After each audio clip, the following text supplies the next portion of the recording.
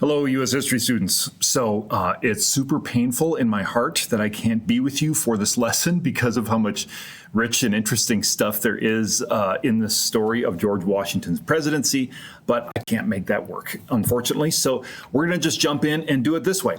So two big targets that we're going to talk through in this video and that you'll get a chance to work on in practice. First one is just Washington's model of leadership. We're going to continue to explore and look at and consider the type of leader he was and how indispensable he was in the founding of our country. And the second one is just about this guy, Alexander Hamilton, who's been a sort of a minor player so far in our story, but he's about to take on a major role here. And so we're going to dig into a big idea of his. So the final stage of George Washington's public career in American history is his role as president of the United States and the first president of the United States. He's the unanimous choice of the Electoral College. There really is no dissent in the American polity in the American political world about the choice of him being the first president. He's sort of considered the only real option, the only man who could be trusted to kind of bring shape and form to this role that was loosely defined in the Constitution. Washington recognized that this was a tricky moment, a tenuous moment. There's like a lot of big waves on the sea rolling, regarding national defense, regarding a bunch of foreign policy stuff. Our economic situation was really, really in a bad spot. National debts, just a new government trying to establish itself. And so Washington understands, okay, a steady hand is needed here, and I believe I could do that.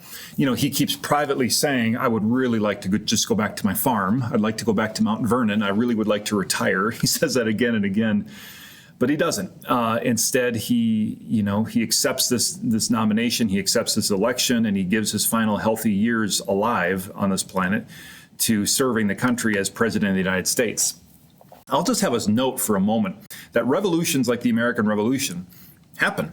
And when they happen, they tend to frequently, in fact, most commonly, result in a dictatorship emerging at the end. Whether that's a dictatorship like Oliver Cromwell for a period of time in England or Napoleon Bonaparte famously in France. That's how these things typically end, as chaos, commotion, and then one guy shooting a gun in the air saying, all right, I'm in charge here, and I'm just going to do this myself. And that does not happen with George Washington. In fact, there was moments when people would do that, like would make him king, would make him dictator, and instead he's going to model restraint, he's going to model virtue, he's going to model wisdom. I want us to pay attention to that and look for opportunities to be grateful for that today. Washington is in this weird spot as first president. The phrase that he would say to himself a lot is, I walk on untrodden ground, meaning no one's done this work before. There's never been an elected head of state like this in the world before that does this position. Certainly not this exact position, but nothing else really like it. Imagine, students, if you had to go through a year of school, and every choice you make, you have to think not just of, well, what's best for me or what's best for my grades, but really, what should every student do in this circumstance? Because everyone's going to be kind of following me more or less, so what should be the model? And imagine the weight you would feel walking through a year of school like that. And that's sort of George Washington in acting as president, because the Constitution gives a cool 3 or 4 sentences about the role of the president and the powers of the president. Washington effectively has to create the office. So he selects a group of advisors. He calls it a cabinet. And they will head different departments that will all answer to him. And he's making this up as he goes along. And Washington, he wants the best of the best. He wants people who will push back against him. In fact, Washington recognizes, I don't know a lot of stuff. He's smart enough and humble enough to recognize there's a lot that I don't know. So I want to bring in the best and the brightest, and I want them to give it to me as best they got, and then I'll make a decision. There's a lot of debate in these early days about what the president's, when the president enters a room, should we all bow? Should we all, what should we do when we approach the president? Should we use the rules that you do with the king of never turn your back to the king, and you're supposed to bow 3 times as you approach, or like the Chinese thing of keep touching your head to the ground? And Washington's like, no, we're not going to do that. My title will be Mr. President. That's it, Mr. President. even for his official portrait, you see, he could have worn his military gear, his Napoleon gear, his Simon Bolivar gear, and have all the medals and the military regalia. He doesn't do any of that stuff. He just wears a suit, right? He's sort of like he's being humble, right? He doesn't need all this extra stuff to project power. He's instead projecting modesty and kind of small r Republican humility. He's active as president. He will say, Congress, I would like this to happen. I'd like that to happen. He doesn't just wait for Congress to act. He pushes Congress, but of course he can't pass laws himself. And finally, the key piece is after 2 terms, he just says, I'm done now. I'm going to walk away. His final gift to the American public is walking away from power peacefully and just saying, I'm done. I'm not going to keep holding on to this or clutching onto this. I'm just going to say, I had my time in office, and now I'm done, and whoever's elected next is elected next, and I will now step off the stage.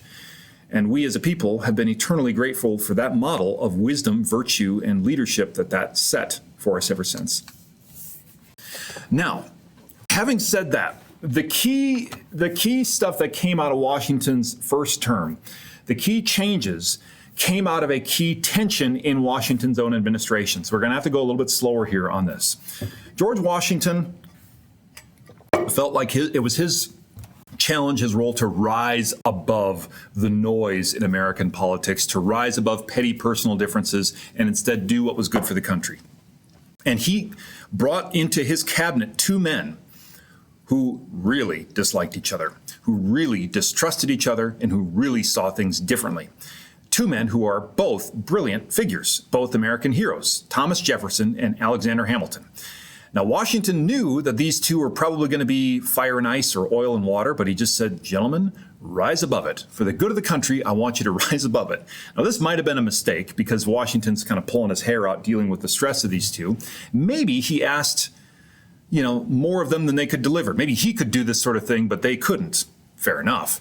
But out of that tension, is going to arise a great little kind of discussion area for us as a class. B is going to arise our first 2 permanent kind of political parties. And C is going to give way to a really key shift in American history.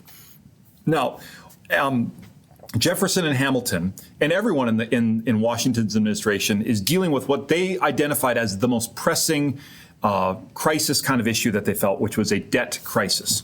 The country owed the equivalent of $900 billion today, and I guess, with inflation, because I think I put that number in a year ago, let's say that's inching up on $1 trillion in debt from the Revolutionary War. When you added up the debt of all the states and the national government together, it's a ton of debt.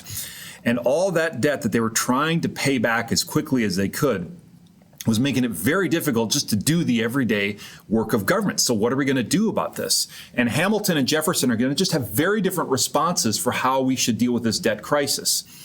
And they have different responses because, frankly, they have different visions for what kind of country they want the United States of America to be.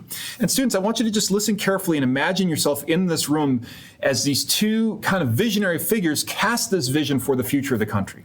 I'll explain Jefferson's vision first. Look, nobody loves liberty more than Thomas Jefferson loved liberty. I don't think anyone can love anything more than Thomas Jefferson loved liberty. Thomas Jefferson loved himself some liberty. And so when Jefferson thought about the ideal future of the United States of America, he's trying to imagine maximum liberty. And his vision of that is a nation of farmers.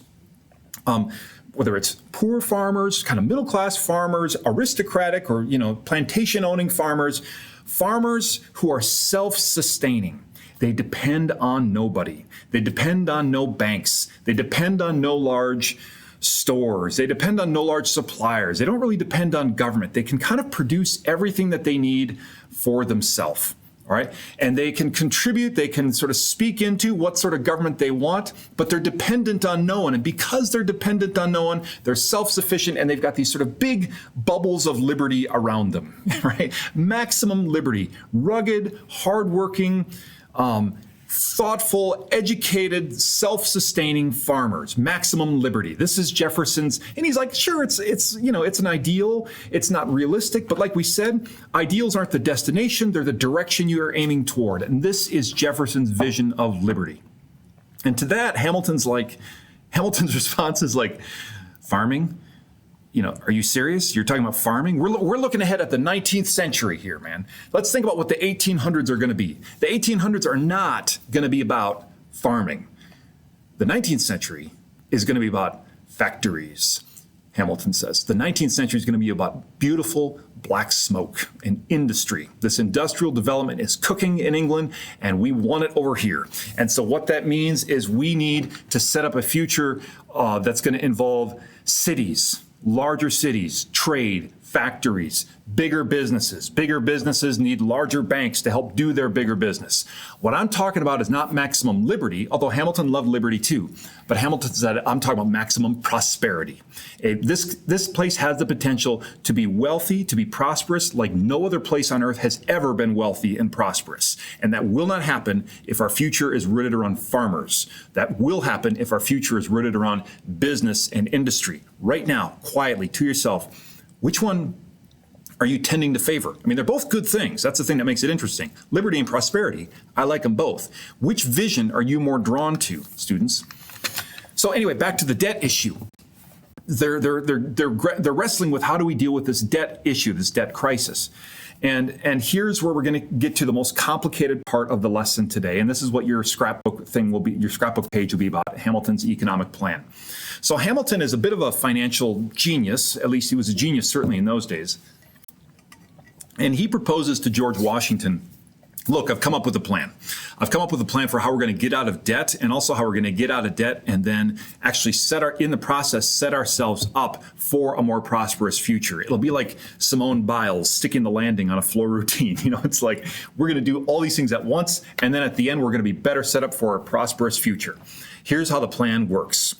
We are going to go all the different states and the national government all owe money to all kinds of foreign banks and foreign creditors. First thing that's going to happen is the national government is going to go and pay off all those loans to foreign banks and foreign creditors. And you might be saying, where's that money coming from? And I'll say, hold on just one second. So anyway, we'll go to Massachusetts and say, Massachusetts, great news. The national government has just paid off your debts for you. Virginia, great news. The national government has paid off your debts. Even Rhode Island. Even crabby, crusty little Rhode Island, we paid off your debts for you. The national government is like Santa Claus, just like, hey, we paid off all your debts. And to foreign banks and foreign businesses, we say, hey, the United States is good for our loans. We are paying you off right now, paying you back. And as we pay you back, when you pay back loans, banks say, thank you. And then they're willing to loan you more money if you need it next time. So we are establishing credit, Hamilton says. And again, we'll talk in just one second where this money is coming from. But he says, okay, so we are going to, we'll transfer all the state debts to one big national debt, then we pay it all off. When we pay off the state debts, we're going to go to the states and say, so Rhode Island, Virginia, Massachusetts, Delaware, you don't owe money anymore. You are out of debt. Now get to the work of being state governments. Get back to building roads, building bridges, doing the stuff that your state needs for you to be economically prosperous and more stable. And the states say, really? You did this for us? And the national government says, absolutely. That is what we've done for you. And we've paid this money off. Like, where'd all this money come from? Well, it's sort of like we paid off all these dozen credit cards by taking out a new credit card. And the new credit card we're taking out, we took out with a brand new institution, which is called a national bank. So Hamilton says this is going to be a large new national bank that will be partnered with the United States government. So a large bank partnered with the government. And Jefferson's like, what are you talking about? I don't see anything in the Constitution about setting up a national bank that's partnered with the government. And Hamilton says, yeah, well, I don't see anything that says you can't do that. So that's what we're going to do. We're going to create this big national bank partnered with the national government. This national bank will be able to borrow money to the United States government when we need it, like we do right now. And then we will be able to pay off all of our foreign debts and clear the books for all the states, and the states can get back to business. And then we've got this big bank here to work with us. And we need banks because sometimes you have to borrow money. And then you might be saying, how are we going to pay off this new bank, right? If we took all of our credit cards and paid it off on one big new national bank credit card, how are we going to pay off that credit card? And Hamilton says, okay, great question. Here's what we're going to do. We're going to pay that off with tariffs. Tariffs are not an exciting word. They are not the reason why I got into this job, but they make American history go. And so I want to talk about tariffs for just a second, because we just can't have these conversations in class without understanding them. A tariff is a tax, which we do talk about in class a lot. A tariff is a tax on an imported good, so goods that we're buying from another country. Why would we pay it off with tariffs? So you can see here the way that this works is Hamilton says this tariff is going to kill 2-3 birds with one stone. So we buy a ton of our fabric right now from Britain because Britain is industrializing, and they have cheaper fabrics coming over because they've begun to industrialize. Right now, when they just ship that over, that fabric costs $4 a roll. And American fabric also costs $4 a roll, but it's not actually as good because we're like not as good at industrializing quite yet. And so a lot of Americans, when they see American-made fabric and British-made fabric, each costing $4 a roll, they say, I'll buy the British-made fabric because it's better. The way that if there's McDonald's and Burger King, or like Culver's and Burger King across the street from each other, and they cost the same, you're going to Culver's 100% of the time because Burger King is dumpster food, right? Same thing. So this like British stuff, it tends to be better, and the American stuff isn't. And Hamilton says, so what we're going to do is this. We're going to put a tax on all these imported British goods. And then we end up with a win-win. So if we put a 25% tax on imported British goods, that means the British-made fabric now costs $5 a roll, and American-made fabric costs $4 a roll. And now, when American shoppers go to the 1790s, Target or Walmart or whatever, and they see the choices, Hamilton says it's a win-win. If they buy the American-made fabric now because it's cheaper, we say, great, thank you. That is supporting and helping American factories and American industries that we're trying to get off the ground because the future is going to involve industries and factories and smoke. If the consumer says, you know what, I still like the British stuff more and I'm willing to pay $1 more, just like I would be willing to pay $1 more, $100 more to eat Culver's instead of Burger King dumpster food, Hamilton says that's great, because then they're paying that tariff tax, and that helps us pay off this big national debt. That goes to our national bank, and that pays down this debt. It's a win-win. Either we're helping American factories, or we're paying off this tariff. See, it's great. It's slick. It's going to work. And so this is what Hamilton proposes. Also, we're going to tax whiskey, which is going to get a bunch of people upset, but we'll worry about that later. Hamilton absolutely, if Jefferson said, this feels like this is all just going to help northern businesses. This is just going to help like industrial interests, which tend to be in the north, because down south was still focused on farming, growing these big cash crops. And Hamilton says, yeah, sure, it'll help the northern states. I mean, you know who it helps, Hamilton says. Hamilton says this helps the United States of America. North or south, who cares? This just helps the United States. And if the South wants in on this, then the South should start up some more industry, and then they would benefit too, right? I mean, who's stopping you? And Jefferson's like, well, we farm down here. We do cash crop. That's what our economy is rooted in. And Hamilton says, well, that's fine. Then this maybe won't benefit you quite as much. It's just the best policy, Hamilton says, to spur and spark more business. And Jefferson's like, man, have you been around the block? Do you know what happens when you create mega powerful national banks that partner with big business and that partner with big government? Do you know what happens? Corruption. This is going to be an institution that gets corrupt fast, and it's going to be a place where the rich and the powerful and the elite can, conspire or scratch each other's backs or benefit each other. And you know who won't be helped is sort of regular, average, middle class Americans. Definitely Americans who go shopping will have poorer options, right? The people who say, I like British fabric, it's like, well, the government just made it more expensive for you. That's not a win-win, Jefferson says. It's bad for customers. It's bad for shoppers. It's not fair to them. This helps the North way more than it helps the South. Southern shoppers just had goods made more expensive for them, but it's not like they get more jobs in the factories because Southern states don't really have factories. And Hamilton's like, well, that's not really my problem. That's not really my thinking. I'm not as hung up on North and South as you are, Thomas Jefferson. Then Jefferson said, well, what about the Revolutionary War veterans? Think about this. All these Revolutionary War veterans, at the end of the war, because the government was broke, they paid the Revolutionary War veterans these like IOUs. It says, we don't have money now, but in 10 years, we'll pay you $10,000 for your service in the war. And during the Articles of Confederation years, in the years when the economy was struggling, a lot of those farmers are like looking at these bonds, they were called, and saying, I'm never going to get this money. This government is totally broke. I'm never going to get this. And so speculators or banks would say, I'll buy that bond from you.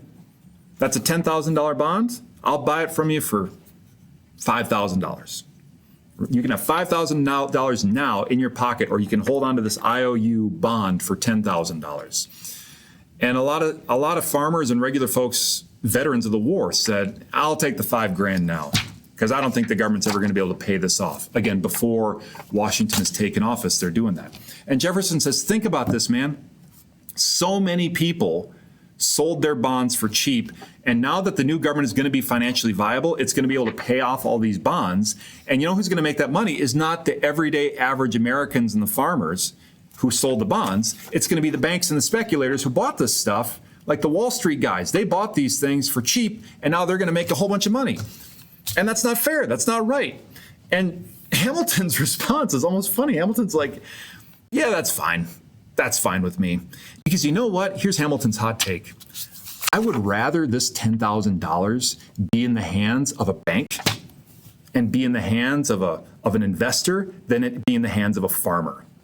You know what a farmer's going to do with $10,000? They're going to buy some new tools with $10,000. And that will have no sparking ripple effects in our broader economy. It might be nice for them, and gee, we're happy for them, but it's not going to be maximum prosperity for the United States of America. You know what a bank can do with $10,000? Banks take money and turn it into more money through their investments. Banks will do more with it. He says, I trust speculators and banks more than I trust farmers to sort of make positive economic choices with $10,000 with a bond like that. So I'm perfectly happy with that. Hamilton's like, I trust the elite. And Jefferson is just like, I can't believe you. I can't believe, he's saying to Washington, I can't believe we started up a country, we fought for all this, we proclaim all these beautiful ideals that I wrote down for you in the Declaration, and now in our first presidential administration, this guy, this friend of big businesses and the banks, is just going to sort of hand over so much economic power to the wealthy and powerful. Are you more sympathetic to Hamilton's vision or Jefferson's vision? This is a key question in Unit 2. What direction is this new country going to take? Are you more sympathetic? Here's a little spoiler. Hamilton's plan is what Washington goes with. Washington says, I'm sorry, Mr. Jefferson, I'm going with Hamilton's plan. And Hamilton's plan worked. Hamilton's plan is enormously successful. Jefferson will sort of regret it or resent it for the rest of his days and feel like Washington got duped. But I think when we look back, we say the economic might and prosperity of this country got set up by this guy, Alexander Hamilton. That's why we put him on the $10 bill. Like, this plan worked, and it set the table for this country to become economically what it is. You know, Washington had a crazy 8 years. We'll look at it some more. We're finishing up right now. You know, he had to establish this new governing system. This is a period of time when political parties are emerging under the camps of Hamilton and Jefferson, and Washington's trying to rise above it. We'll talk about that a little bit more once I'm back. Foreign policy stuff is a total mess, and Washington's trying to navigate those choppy waters. None of this was easy, but Washington did well. You know, and at the end of his 2 terms in office, he's sensing that his own health is failing. And it's important for him to say, the best thing I can do for this country now is to demonstrate, to model what it's like to peaceably transfer power without insults, without, oh, fine, you take it, but like a peaceful, reconciliating transfer of power between me and whoever the next president is. And the honor in walking away from power, that gripping and grasping onto power, there's nothing honorable or virtuous in that. And Washington sought to demonstrate the honor in instead saying, my time is done, and walking away, walking off the stage. And upon leaving office, he issues this, what's called his farewell address. And it's written in this sort of paternal tone, like sort of from a grandfather to his grandchildren, or in a sense, it's written to me and to you, the inheritors of this place. And he has some messages, and they're warnings, really. They're like, among his warnings are, hey, America, avoid getting entangled in the rest of the world's problems. God gave us a beautiful gift called the Atlantic Ocean, and the Pacific Ocean, too, for that matter. And it means we don't have to get involved in the old world's squabbles and fights. Stay out of them. The more we stay out of them, the better off we will be, he said. He warned us to avoid loyalties that divide us between each other. I mean, I think he's talking there about political parties, and that's certainly true today as well. Political factions, liberal, conservative, Democrat, Republican, or in his day, Federalists and Republicans. We'll learn all about that. But he's saying, don't be divided between each other. See yourselves as Americans first. Hold on to that identity before your political partisan identity. He talked about spend the government's money wisely. Be careful with the government's money. We just went through a lot of headaches to get out of a big debt. Americans, be careful not to do that to yourselves again. And finally, he says, religion is good. Religion is the foundation of our society. We can give you liberty because Americans are a religious people who can be trusted to teach themselves virtue, right? Who can grow in virtue through religion because they don't need the government to train them on these things. So he says, maintain this sort of religious basis of the country, even though Washington himself is not an overly religious man. He points to the health of religion, the role of religion in a healthy society. Consider, how have we done on these? How have we done on Washington's wishes? Are there any of these warnings that really hit home most with you? Students, at this point, we've gone long enough. You're going to do a scrapbook slide about the Hamilton's economic plan. Good luck with that. You can email me with any questions, and thank you so much for your work today. Bye.